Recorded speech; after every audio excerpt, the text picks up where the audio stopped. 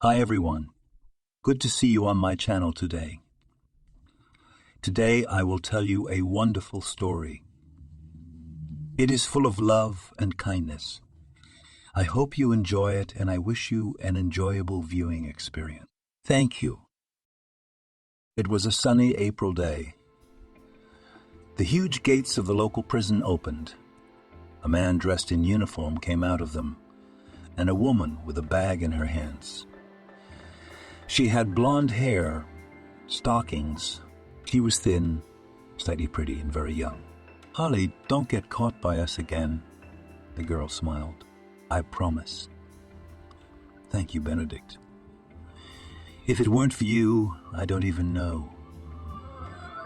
She almost cried, remembering how many times this man had saved her life here in prison. "So long, Holly. You've got my number. Text me. Call me if you need anything. And you, too. You're like a father to me," she said, hugging him tightly and taking her first step into her new free life. It all started the day Holly turned 18. The girl grew up in an orphanage and didn't speak until she was 14. No one knew what happened to her family, and she herself remembered nothing. Came to the orphanage when she was only 4 years old. The local doctors examined her but found nothing. They said she had a pathology of unclear origin. She could talk, but she didn't want to. She was stabbed at the orphanage as well, but she could stand up for herself. When she began to talk, she became the best student in all subjects. They prophesied a great future for her. They said she would get a college education and have a wonderful life, a job, a home, a family. She was supposed to become a useful member of society like everyone else. I do, but it's just a liking. Remember Dominic in the leather jacket with the tattoos? Emma smiled in surprise, looking at her friend. "Dominic? No, you what? I mean, he's in his 30s. And he just recently got out of prison. He's a criminal." "You didn't know?" Holly nodded. "I knew, of course. But he's been on my mind from the beginning." And then Holly happened to be in his company. Together they began to play bottle game. The whole company was young. Dominic was brought in by his best friend Kairat. It was said that they committed a crime together, but Kairat was just a kid. And Dominic, so that his friend wouldn't go to jail, took all the blame himself. Now Kairat thought of Dominic as almost a brother. Holly threw glances at the bad boy, but behaved modestly, even though she drank 2 glasses of wine, and they used regular tea mugs in company. When the bottle pointed to Holly and Dominic, everyone whistled. Dominic was already kissing one girl, but only on the cheek. He was watching everything like a kindergarten teacher, not participating in the game. When Holly approached him, "So, are you ready?" he asked. She herself didn't know why Dominic would do such a thing. He walked over, took her by the waist, and pulled her against him. Holly almost melted in his arms. She stopped breathing. Dominic tilted his head and kissed her with a long, deep kiss. It was mature. The others began to applaud. After the kiss, Holly went back to her seat and didn't let anyone else kiss her. Now, Dominic himself was looking at her as the bottle pointed at him. He kissed the girls lightly on the cheek. If the bottle chose 2 guys, they had to kiss or beat each other in a wrestling match. Of course, no one picked the kiss. The guys stepped aside and fought when the fight fell to Dominic. He could handle any, even the biggest guy in the company, in half a minute. Later, when the game was over and Holly was getting ready to go home, Emma began to pack too. "I'll walk Holly out and come back," she told her new boyfriend. "No need. I'll walk myself." Dominic interjected into the conversation. Holly cast a long look at the grown, handsome man. They went outside together and walked past an abandoned high-rise with broken windows. Holly was always scared to walk alone, but she wasn't scared with him. They walked in silence for a long time. Holly didn't know what to say. Her palms were sweating. "How old are you?" he asked. 18, she answered honestly. "That's good," Dominic smiled. Holly looked at him, puzzled. "Why is that?" she asked. Dominic was serious.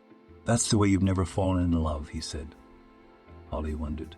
"There was a guy I liked at the orphanage, but he didn't treat me very well," she said. Dominic stopped and looked her in the eye. "What did he do?" he asked. "Never mind," Holly replied. Dominic stood and didn't move from his seat. "What did he do, Holly?" he asked seriously. "Cheated. Said he loved me. Took advantage."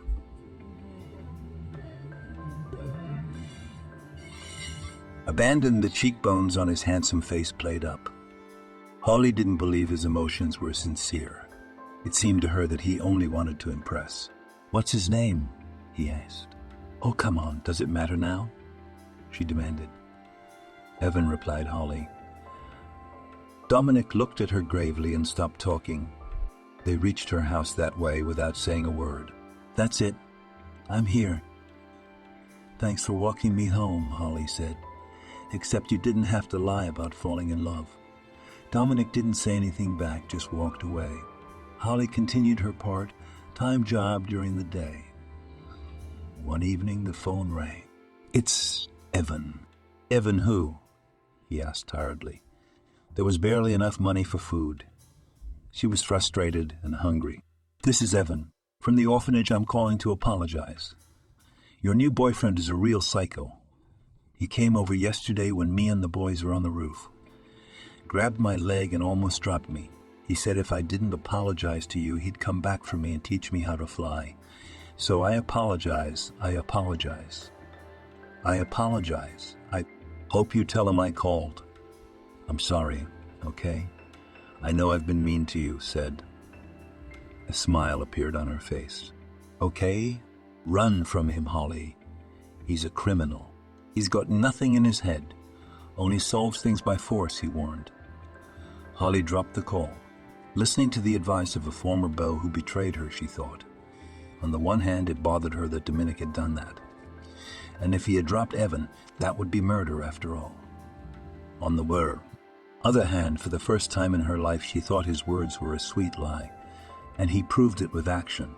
That night, Emma asked Holly to go to the park. Their group was meeting there. Holly went. She hoped to see Dominic there, but he didn't come. It was a week before Holly could see him.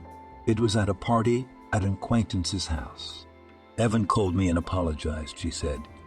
Dominic nodded and turned away.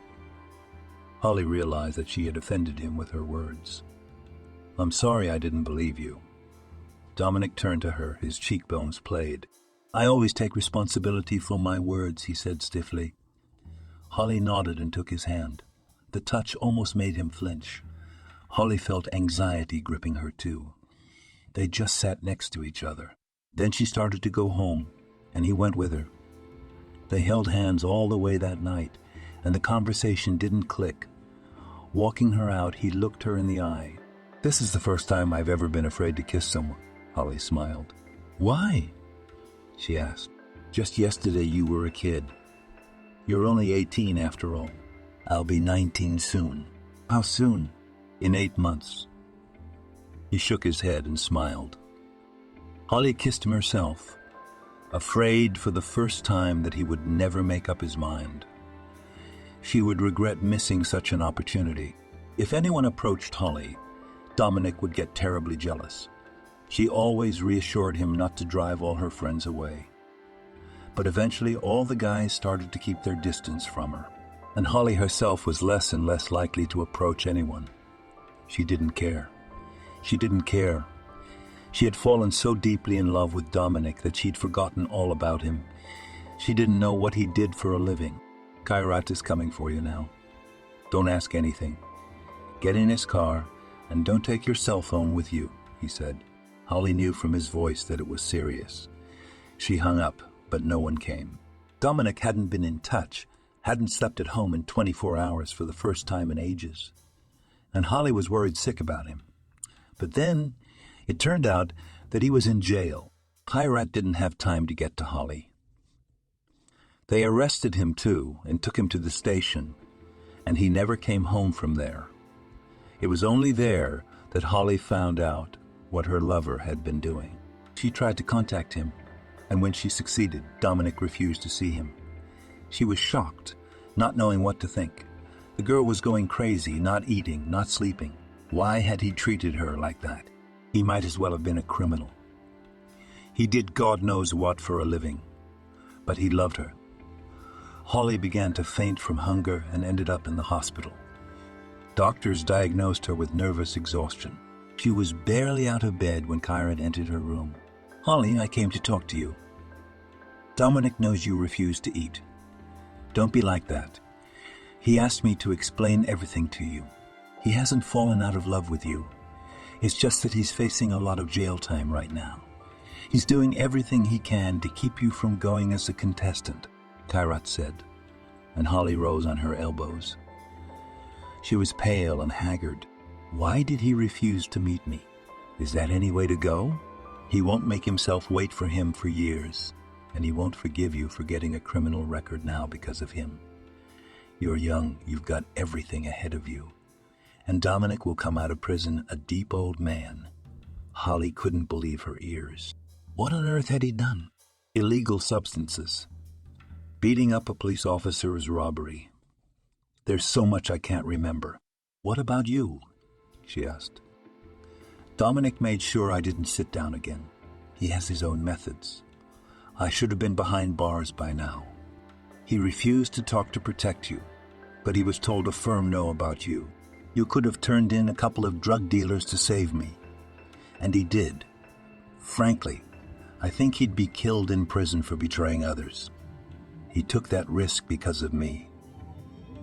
It's bad, Holly, but you're looking at probation or very little.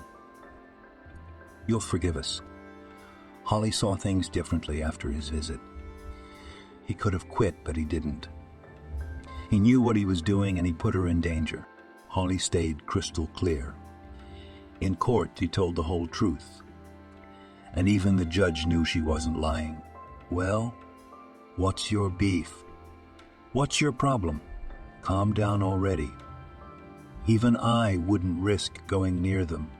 Holly turned her gaze on him, the look of a hunted beast.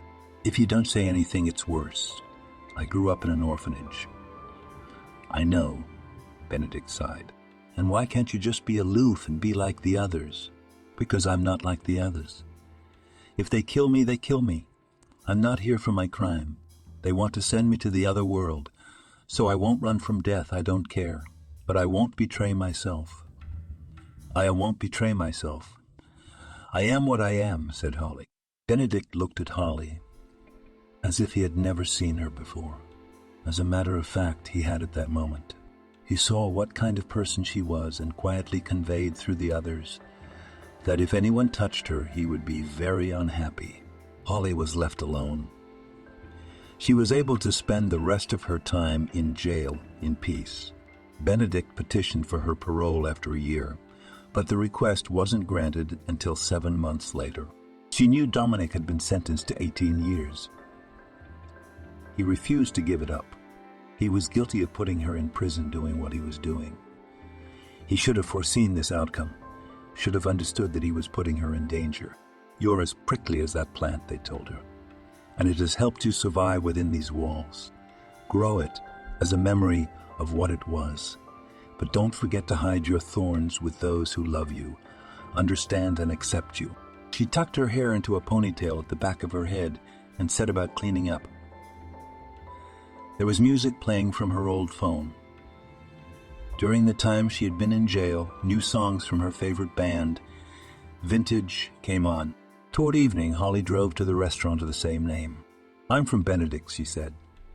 The security guard led her to the director. The young guy took the girl in. Holly was good-looking, though she was dressed quite plainly. Sitting in the office with him was the manager of the restaurant, a pompous girl named Diana. "Diana, what do you think?" he asked as Holly walked out of the office.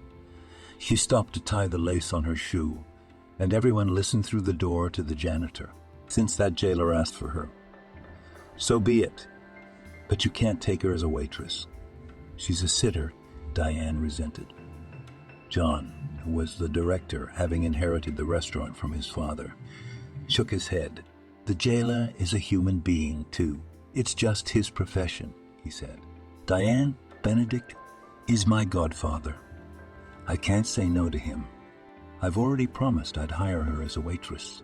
Especially the girl is promising. He said she was in jail for someone else's crime. You shouldn't judge a man without knowing him. Let's give her a chance, he said. Diana made a disgruntled face and began to study her manicure. She didn't like that John hadn't listened to her opinion. She had started working in the restaurant when his father was still working there, and he appreciated Diana very much.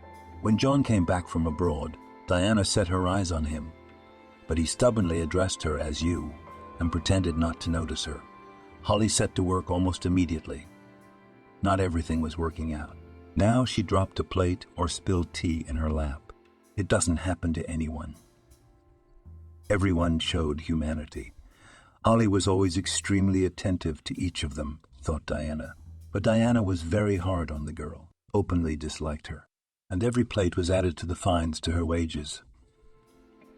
Life after juvie began to get better. He was lucky she had a place to go back to. She'd been given an orphan apartment. Holly went to her childhood home and told her favorite teacher about her life. She sympathized and gave her a new cactus to replace the one she got during her absence. Things were going great for Holly at work, except for the fact that Diana never allowed a single excuse to humiliate a girl. Made a lot of remarks to her. Then one day, Diana overreacted. An important guest, a deputy, came to the restaurant. Diana showed up in front of him. When Holly brought him a dish from his plate, a little soup on the tablecloth, there was a little smudge. Basically, it wasn't worth the attention. But Diane flew up to her and started insulting her in public. Geez, but for some reason without your hands. You'll get a fine for that, Diane said. I beg your pardon. She's new here. We got her through a bribe from somebody off the street. Holly is adorable. The guest smiled. Excuse me, my boss. She's on a diet, always hungry and angry. And I'll wipe the soup now. Have a good day, she said. She was confused, seeing that the guest sympathized with the waitress and flew after her. Holly, on the other hand, went to the warehouse. Diana caught up with her there in the small, cold room. She didn't immediately understand why Holly had gone there. As soon as Diana appeared, Holly walked right up to her and looked her in the eyes. So uncomfortable was the manager. So that's it, Holly said very quietly. You admonish me, scold me, and I understand the hurt. But you won't humiliate me. I won't let you. I know you. You're out of here, you prison scum, Diana hissed back. God judge you, Holly replied. Diane was shocked. She was frightened, but she didn't show it. Holly walked proudly past, and a minute later she was smiling at her guest, wiping the soup off the table. Diana headed toward John. Deciding to make a scandal of it, the latter had to ask the customer how it was, and he sided with Holly. She threatened me. I said I wouldn't let myself be humiliated, Holly said calmly. Diane decided to make herself look like a victim. She threatened me. Why should I be afraid to go to work now? Why bring me here in the first place? She yelled in John's office. Holly, on the other hand, calmly turned on the tape recorder, which reproduced exactly what was said in the storage room. I made that tape on purpose in case you decided to turn it over, Holly said. Hearing Diane's line about flogging the new waitress, John lost his temper. I was in jail. It was important to her to see the faces of the people who found out. Whether they judged her, feared her, were squeamish. No one is immune, Holly. My late husband, Jacob's father, did time when he was young too. Now dig deeper, you'll find that 1 in 3 have been prosecuted, and not for their actions. Many have been convicted. Our system is lame on both feet. I know it. Some people go to jail for years for a trifle. Others are released for driving someone to death while drunk. That happened. Been there. Holly was pleased to hear that. She relaxed and told Fiona everything. She felt sorry for her and told her not to be ashamed of her past, because it hadn't been her fault. Jacob seemed like a typical mama's boy to Holly. He worked for a large outsourcing company as a programmer. He was good at his job, but he had no friends, no family. "Excuse me, please," she lamented, picking up the water she had saved on a towel. He smiled, evidently figured out the girl's plan. "It's nothing. Do not worry. I myself often spill drinks. Good thing it's plain water." There would be no need to change clothes.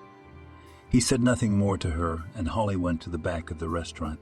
She was upset but decided not to give up. He did not look like a man for whom the position in society or the presence of a criminal record would matter. He was soulful, kind, and very responsive. And then things stood still for a few weeks. Tony, if he ever came to the restaurant, was just being polite, nodding to Holly in greeting. She thought of him even more often than she did herself. It was overcast outside the window that day, and it was raining. The wind chased the fallen leaves. Tony entered the restaurant in a high-spirits mood and had a long talk with Diana. She was taking notes in a notebook. After that, he approached Holly. She had not expected it. The girl's heart sank. "Holly, we're having an event next Wednesday, and I'd like you to be there for sure. You're my favorite waitress," he winked at her. "Just don't tell anyone. It's a secret." Holly melted and promised she would definitely be there. What could that mean? She likes him. But he can't invite her as a guest, but he wants to see her anyway. Or maybe only his business associates will be at the event. So she can't just be invited. What if she comes and Tony wants to walk her home? And that's how their romance would begin. Holly had been flying rather than walking the earth all week. She fantasized about getting there, about looking him in the eye. He certainly didn't just say that. The girl bought a new sweater for work and made an appointment at the hairdresser's to get her hair done nicely for the big night. He had already noticed her, and it was just a matter of time. On Tuesday, Holly was approached by Diane. "You will be officiating the wedding tomorrow. You're the one who's going to be taking notes. The event could drag on. We need to be there until the very end. Even if it ends late," Diane said.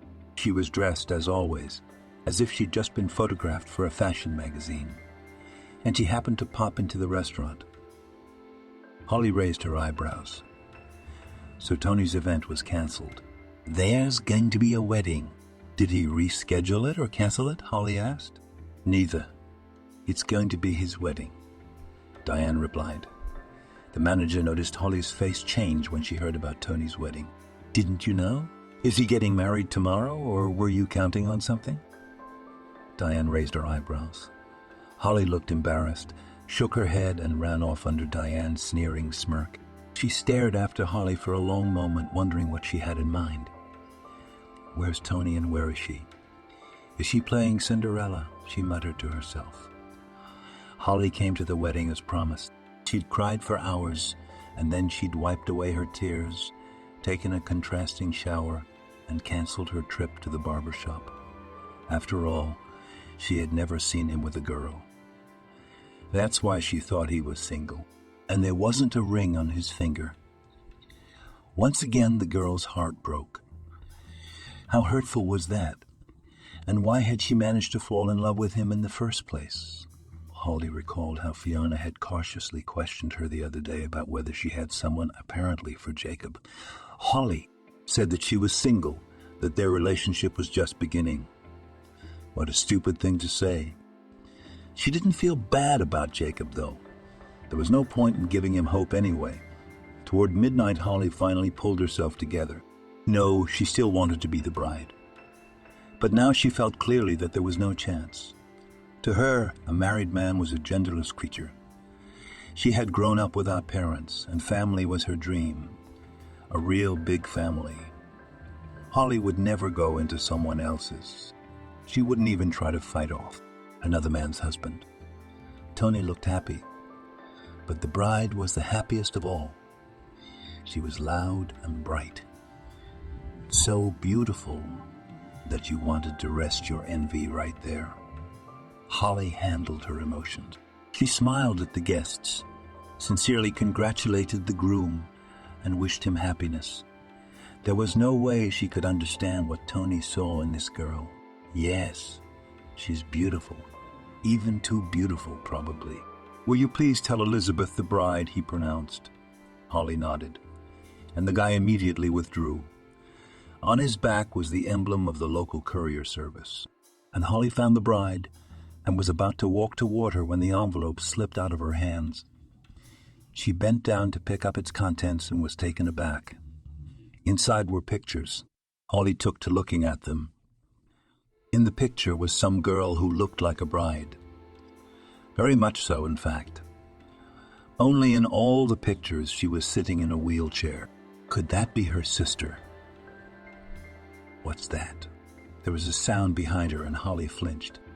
Diana appeared as if out of thin air. She was looking sternly at Holly and the picture in her hands. "This came for the bride just now. And you opened the envelope?" "It fell. I didn't open anything." Holly excused herself frightenedly. Diane took the envelope and personally handed it to the bride. She smiled and began to look at what was inside. Holly saw the bride turn pale and run out of the room as if a ghost had seen what was going on. Maybe these are her own pictures. Maybe she has started a new life and someone is after her. But the girl in the picture, though she looked like the bride, was still different from her in many ways. Even the grooming and makeup wouldn't make them copies of each other. Holly decided to see what the bride would do with the pictures. She went outside and saw her tearing them up fine in the garden. The neatly manicured fingers worked like an office teacher. Wow. Holly returned to her guests and continued her work. Soon she was distracted by a phone call. "Hello." I rang the doorbell. "But you haven't opened all night. Are you all right?" It sounded on the phone. Holly shook her head. It was about 2:00. "I'm fine." "Jacob, what were you doing at my door so late?" Holly asked. "I'm sorry, please. I know it's late. It's just that you always opened and you said yourself that you didn't have any loved ones in town. And I called because my mom got sick and was taken to the hospital. And I guess I got overexcited and decided to call you." He stuttered funny with excitement. "What about Fiona?" Holly asked. "She'll be all right." She fell out of her chair and her blood pressure went up. Scared, I guess. The doctors came and took the pressure down, but her leg got really swollen and they took her to the hospital. Holly smiled. "Don't worry, it'll get better. The fractures will heal." "Yeah, I know." "Thanks, Holly. Are you still at work? Is it noisy in there?" Jacob remarked. "Yeah, we're having a wedding today, but the guests are leaving. Let me come get you. I'll walk you out. I know where your restaurant is. I can't sleep tonight anyway," Holly sighed. "Come if you want, but I'm not leaving yet." Jacob waited for Holly until 2:00. They walked home together. The guy helped Holly carry her bag. She had no idea what had happened in the last 2 hours. Holly didn't know that Elizabeth, who had married Tony today, had her own security guard. Elizabeth called him, and he came to the reception. He saw the pictures and asked Diane where the envelope had come from, and she immediately pointed to Holly. "I saw that she was putting pictures in there." I don't know why I took the envelope to Elizabeth right away. The guard nodded and went to the bride. She was restlessly agitated, and the groom was already drunk enough not to notice it. He was sitting in the company of his friends and listening to toasts. The security guard asked Diane where Holly lived and how long she had left the party. Then he got in his car and drove away. Jacob walked beside her. He wanted terribly to hold her hand, but Holly seemed awfully tense. He thought if he touched her now, she would electrocute him. Of course, this isn't the time, I understand. But I have to tell you. You see, life is one, and there's no point in withholding something that's begging to be said. He began his confession of feelings. So it must have been the emotional excitement over what happened to his mother that was to blame. Holly was tired. She had just broken up with her crush. She didn't care for any more confessions, much less from Jacob. "Let's talk another time." It's almost 4:00 in the morning. Holly decided to stop him before he said too much. Jacob opened his mouth to object, but at that moment a car pulled up. A big black SUV pulled up, almost hitting Holly. Two big guys in hoods and caps ran out of it. "Holly," one of them asked. Holly nodded. At that moment she was grabbed by the throat. "Elizabeth says hello to you." The big man in the hood started choking her. But Jacob stepped in. He kicked his adversary in the leg and he let the girl go. Holly defended herself. There was a scuffle. Jacob got punched in the face and fell down, but he got up and continued to defend her. He kicked one man in the side of his leg, making him scream in pain. To the other he threw a handful of dust in his eyes, grabbed Holly by the arm and ran. "We'll find you anyway," shouted one of the attackers. Holly and Jacob ran through the streets for a long time, though both realized there was no chase. It was over. "Who was that?" "Elizabeth who?" Jacob asked, covering his nose with his hand, which was dripping blood. Holly shrugged her shoulders. "I have only one option." She told her neighbor about the strange envelope and the bride's reaction. And Holly led Jacob to his room. He washed his face and put a cotton tampon up his nose. Apparently, someone is blackmailing Elizabeth with these pictures.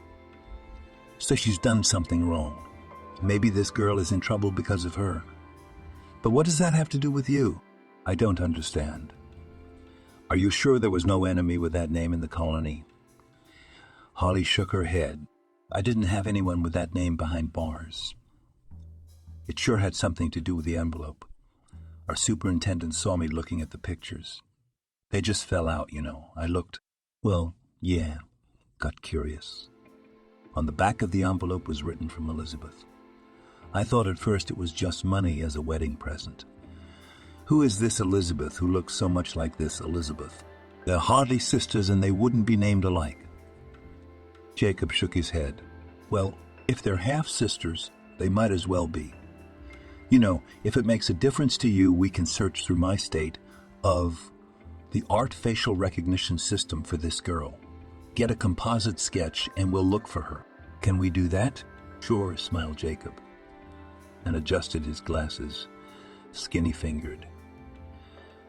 At that moment, Holly looked at him differently. After all, he'd only recently protected her, helped her escape from two big jocks. Now he was talking about a program that probably only the government and him had. He's not as simple as she thought. Wait, I thought only the police could do that. I mean, I work for a big company, and we do programs like this ourselves there. When it passes the tests, they buy it from us. I recently sold my facial recognition invention. Don't ask who. I signed a non-disclosure agreement. But I kept the developer version, and its functionality will be enough to find the girl. But of course, first we'd have to get a composite sketch. And Holly suddenly realized that she was listening to him with her mouth open and nowhere sitting in front of her. Why had she had such a low opinion of him before? Because he lived with his mother. But she's sick after all. And he's not married anyway. Isn't it a plus that he chose personal freedom over his mother's help? Maybe it was the adrenaline. But Holly couldn't stop thinking about Jacob that night. You protected me yesterday. Your mom told me your story about your ex leaving you because of the same exact situation when you couldn't stand up for her. You can consider yourself rehabilitated, Holly smiled. They were on their way to the hospital where they were supposed to see this girl. I was never a coward, and I threw myself into the fight that time too. Only I was knocked out. I lost consciousness and had a concussion. Unfortunately, human capacity is not unlimited, but yesterday I was really relieved. It was exactly the same situation again. It was as if I hadn't made it through this round last time, and now I had a second chance, and I didn't miss it. There she is, I think that's her. Holly saw a girl in the park in front of the hospital who looked just like the one in the pictures. Jacob took Holly's hand and stopped. Wait, what do you say? He asked. Holly smiled, her loose hair ruffled by the autumn wind. Tony's a good man.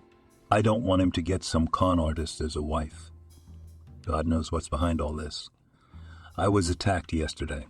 I'll bet that Elizabeth was behind that attack, Holly said. Jacob took off his glasses and started wiping them. "That Tony. Do you like him?" he asked. "Yeah," Holly shrugged. Jacob put his glasses back on and just walked forward.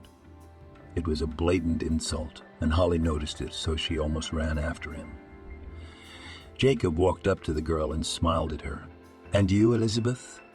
he asked. The girl went pale, her face changing. "We're here to help," Holly assured her. Next came the fun part. Holly recounted what had happened at the wedding, and the stranger told her story. "Elizabeth, my real name, which was taken by my maid.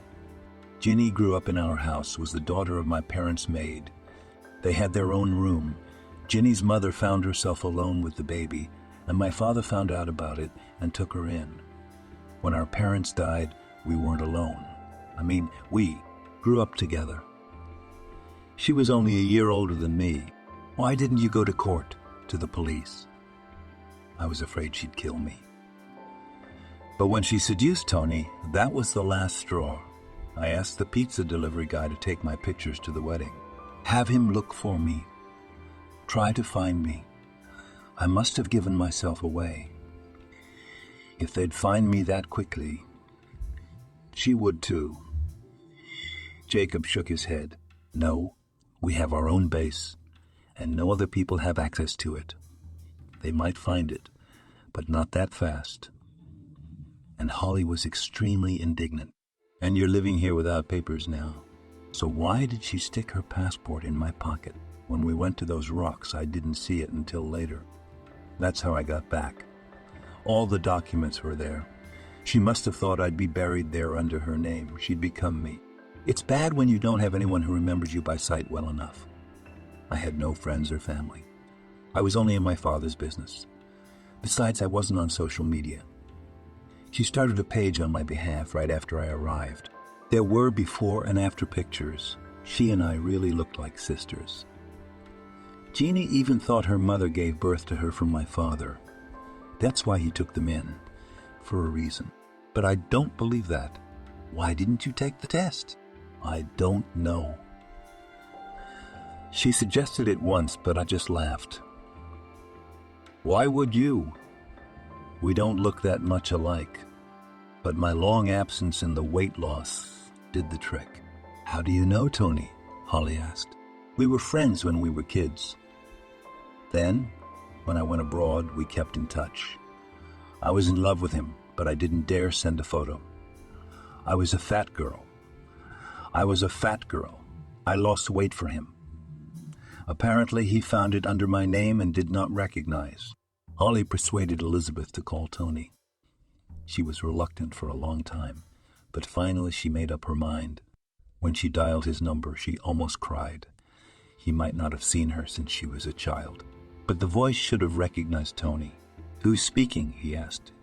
"It's Elizabeth." "What? Elizabeth who?" "Elizabeth. The one you married is only pretending to be me," she said.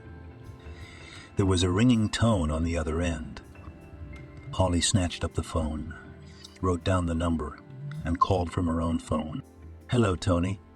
It's your favorite waitress. Holly. Remember me?" Holly told him the whole story, and how she saw the pictures and how his wife was tearing them up in the garden, and who she really was. He listened to her. The whole thing sounded like some kind of nonsense. Tony couldn't believe it. "Of course, that doesn't happen. It happens all the time. But I'm asking you to just believe it. Call her Jeannie and see how she reacts. You'll see for yourself." Holly hung up the phone and held Elizabeth's hands. "I'm sure it will all work out." Elizabeth was in an institution for people with disabilities who couldn't care for themselves. She needed an operation to get back on her feet, but there was no money for it now.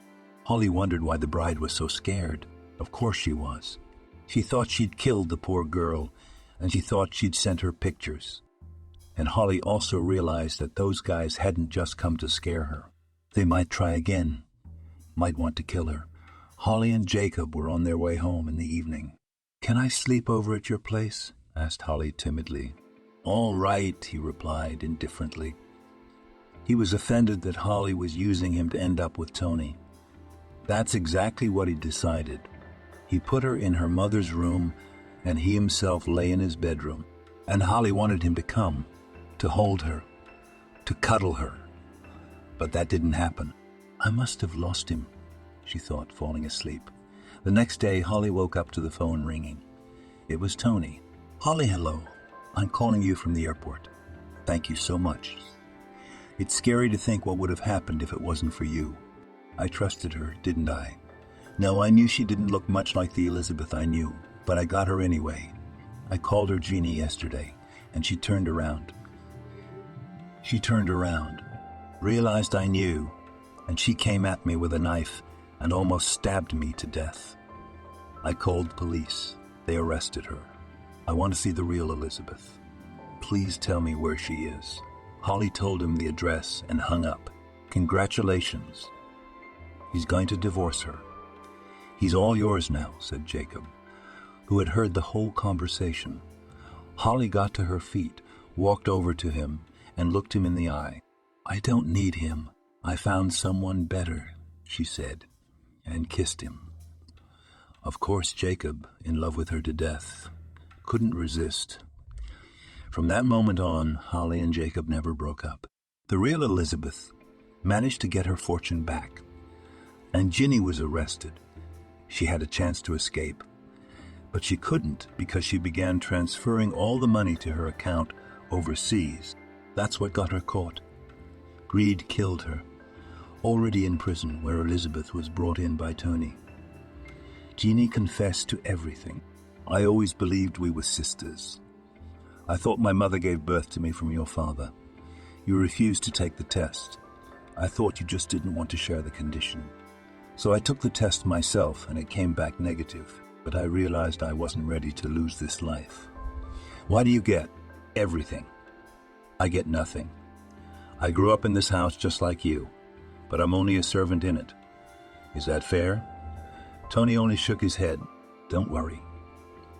The state will provide you with a home in the near future. Elizabeth got her good name back. They ran a test, compared photos, and determined that she was. Elizabeth was the heiress to an entire empire. Now that Ginny was in prison, it was no longer scary to do so. The court sentenced the imposter to 5 years in prison. Elizabeth and Tony married, but not immediately. First, Elizabeth had surgery and went through a long period of rehabilitation. Tony realized what he lacked in that Elizabeth. It wasn't her looks he loved, but her soul. But her soul was something else entirely. Holly and Jacob had been witnesses at their wedding. Don't you regret missing out on a guy like that? Jacob asked her the day after the reception. No. Because I have you, she hugged him. But she couldn't cuddle because she had a visibly round tummy by then. The 5th month of her pregnancy, Fiona waited for her grandchildren. Her leg had long since healed, and she was busy preparing for Holly and Jacob's wedding. Thank you for watching to the end. If you enjoyed the story, please support me with a thumbs up button. It's one click for you, and it means a lot to me. Thank you in advance. I should have died from hitting the water too. But it was probably due to the fact that I often lose consciousness. When I'm scared, I can faint. It's been like that since I was a kid. I passed out and fell down relaxed. Of course I had fractures, couldn't move and didn't drown just because the fishermen noticed me. They had already decided I was dead when they came up from that cliff. They were out of sight. Ginny didn't notice. I spent another year there overseas. I was treated and rehabilitated. And when I ran out of money in my accounts, I found I couldn't transfer anything to myself. I lost more weight and didn't look like my passport photo at all. I barely had enough money to get back. I came to the firm and no one recognized me. I wanted to scream that I was Elizabeth, me, not her. But Jeannie had done her best. She had changed all the cards, all the accounts, and one of the banks, it turned out, had had her fingerprint attached to my identity a long time ago. She'd done it just before we left.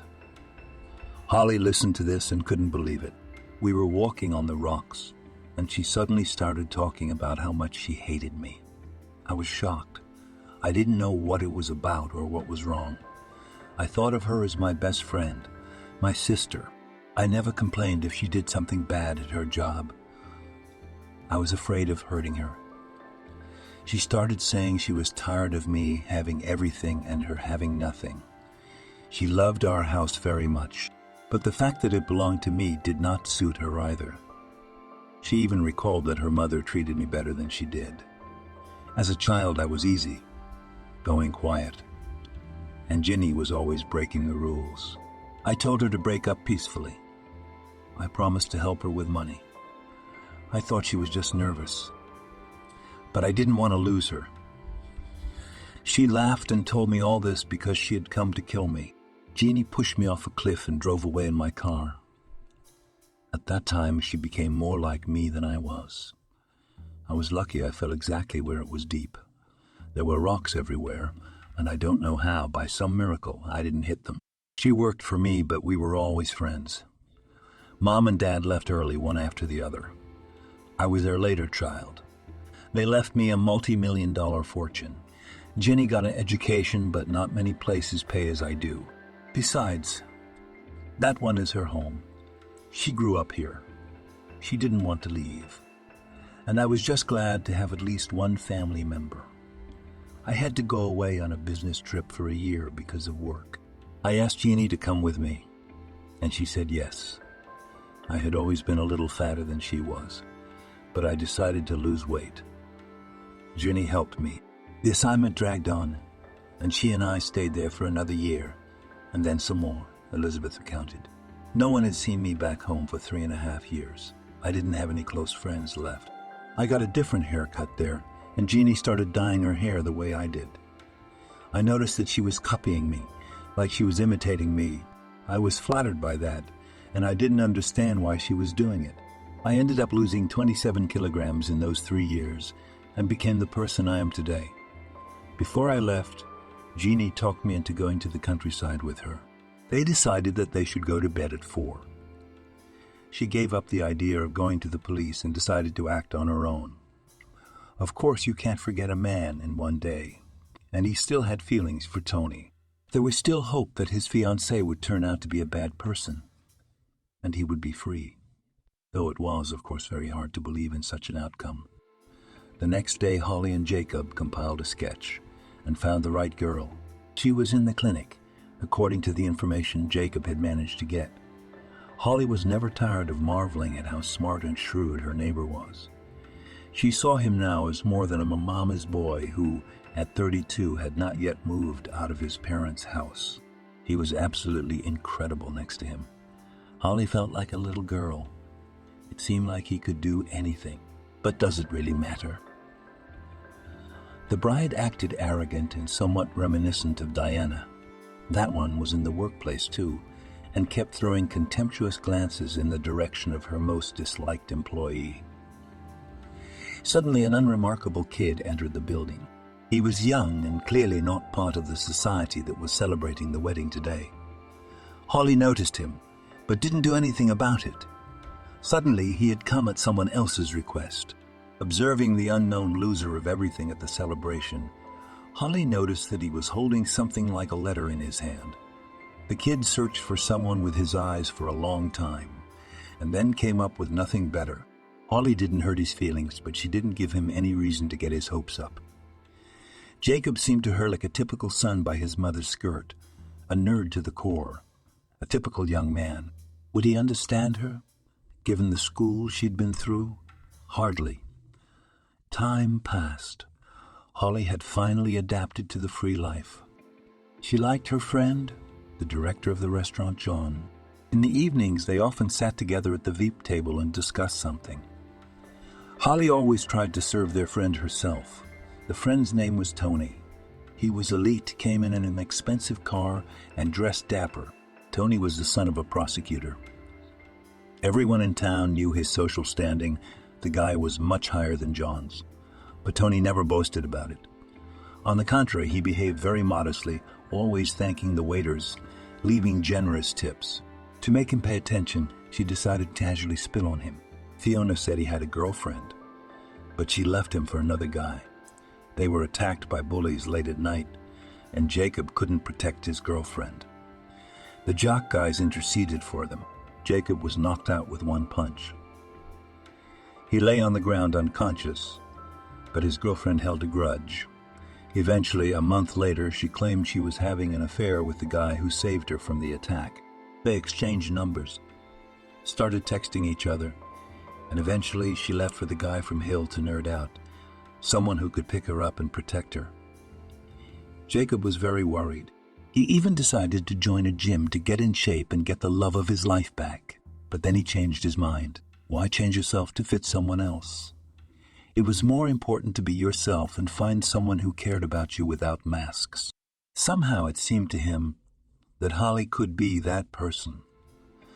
Jacob had gone to her on silly occasions, to get salt, to offer his help with something, to give him something from his mother. Holly had been able to accept everything that had fallen to her lot. But she wasn't going to run after someone who himself had abandoned her. Benedict was a man with connections. He gave her the address of a small local restaurant that was hardly a restaurant, It was more like a canteen. But the owner, a friend of Benedict's, had bought the building and put a huge sign above it that read restaurant. He handed the business over to his son, and it was Holly's place to go to. She opened her apartment with her key and entered. Inside, it didn't smell like a living space. The flowers had long since wilted. Holly cried, looking at the cactus she had been given the day she left the walls of the orphanage. But you can't fool the system. False evidence was fabricated by a police officer who resented Dominic. She went to jail for 2 years, served a little less, and got out early. Prison guard Benedict was deeply sympathetic to her. In his many years in the women's colony, he quickly learned to understand people. They'd bring in a flower and see what she was up to. But to dig deeper, selling her kids for dope or renting herself out, Holly was as steady as a flaming candle. She didn't care if those around her believed she was innocent. She didn't give a damn about herself. Several times she bonded in fights until Benedict took her under his wing. He dragged her from another scuffle to his office, and Holly was covered in blood and trembling. But it didn't turn out that way. Holly went to college and got a scholarship, but she met the wrong man. Dominic was 12 years older than her. She saw him in the park at the end of August. Holly had her own apartment. She got a job and looked forward to the start of the school year. She was hungry for knowledge and thirsty for life. He caught her attention right away. He was acquainted with Holly's new friend, Emma. "Don't you like anyone?" Emma asked. The apartment was small, and the music was playing loud. Holly drank beer, but did so reluctantly, as she didn't like the drink. But she couldn't not drink it because questions would come up from the others. But you could pretend to drink it, putting it lightly to your lips. Dominic entered the apartment with Kairat. He saw Holly right away, but pretended he wasn't interested. He drank beer with the other guys, and it wasn't until the end of the evening, when the couple started dancing to a popular slow song, that Holly decided to approach him herself. Thank you for watching this video to the end. Subscribe to the channel. Like it, write comments if you like the story, and see you on the channel.